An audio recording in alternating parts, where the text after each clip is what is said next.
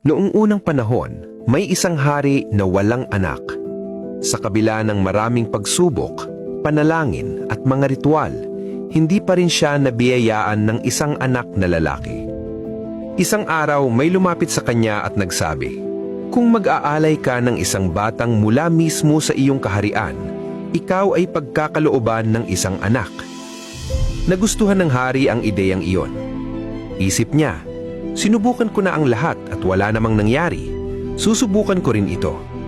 Kaya nagpalabas siya ng utos sa buong kaharian. Sino mang pamilya ang mag-aalay ng kanilang munting anak bilang sakripisyo ay gagantimpalaan ng yaman at regalo mula sa kaban ng kaharian. Sa kahariang iyon ay may isang napakahirap na pamilya na maraming anak. Ang bunso nilang anak ay mahina ang katawan, palaging nagdarasal at hindi gaanong nakakatulong sa gawain. Naisip ng tatay ng pamilya, "Marami na kaming anak, wala namang pakinabang ang batang ito. Kung ibibigay namin siya sa hari, yayaman kami." Kaya ibinigay nila ang bata sa hari at kapalit nito ay tumanggap sila ng maraming salapi at gantimpala. Masaya ang pamilya, ngunit ang kapalaran ng bata ay tila selyado na. Dumating ang araw ng sakripisyo. Inihanda ng mga ministro at tagapayo ng hari ang lahat. Dinala ang bata sa harap ng hari. Maamong tinanong ng hari, "Anak, may huling kahilingan ka ba bago ang sakripisyo?" Sumagot ang bata, "Opo, mahal na hari. May isa po akong kahilingan. Pakiusap, ipag-utos ninyong dalhan ako ng buhangin." Agad namang dinala ang buhangin. Mabilis na gumawa ang bata ng 4 na munting bahay mula rito. Sinira niya ang una, sinira niya ang ikalawa, sinira niya ang ikatlo.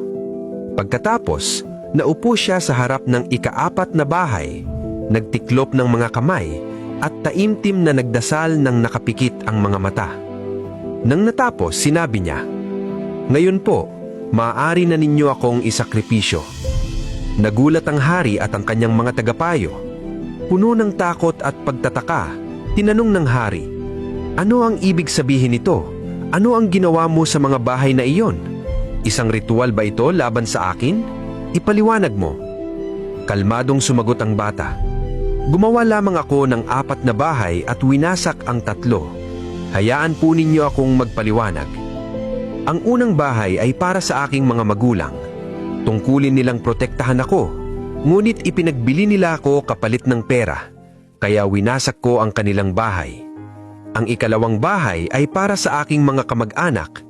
Tungkulin nilang gabayan ang aking mga magulang at pigilan sila sa paggawa ng ganitong kalupitan, ngunit nanahimik sila, kaya winasak ko rin ang kanilang bahay. Ang ikatlong bahay ay para sa inyo, mahal na hari. Pinakamahalaga ninyong tungkulin ang protektahan ang inyong mga nasasakupan. Ngunit narihito kayo, handang isakripisyo ang isang inosenteng bata, kaya winasak ko rin ang bahay na iyon. Ang ika-4 na bahay ay ang aking tahanan ng pag-asa, ang tahanan ng aking Panginoon. Iyan lamang ang iniwan kong nakatayo, sapagkat siya lamang ang aking maasandilan. Sa kanya ko inilagad ang aking huling pag-asa." Nayanig ang puso ng hari. Naisip niya, paano kung isakripisyo ko ang batang ito at hindi pa rin ako magkaroon ng anak? Paano kung tuluyang wasakin ng kasalanang ito ang aking buhay at kaharian? Lumambot ang kanyang puso. Ipinahayag niya, "Mula sa araw na ito, ang batang ito ay ituturing kong ang aking anak at tagapagmana. Siya ang susunod na hari ng lupaing ito." Nagdiwang ang buong kaharian. Mulit ang amang nagbenta ng kanyang anak kapalit ng pera ay naiwan na may tanging dala, habang buhay na pagsisisi at dalamhati. Aral ng kwento.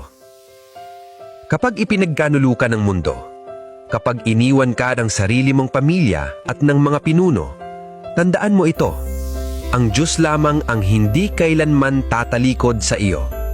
Ang kanyang kanlungan, ang huling takbuhan, at ang tanging tahanan na hindi kailanman guguho.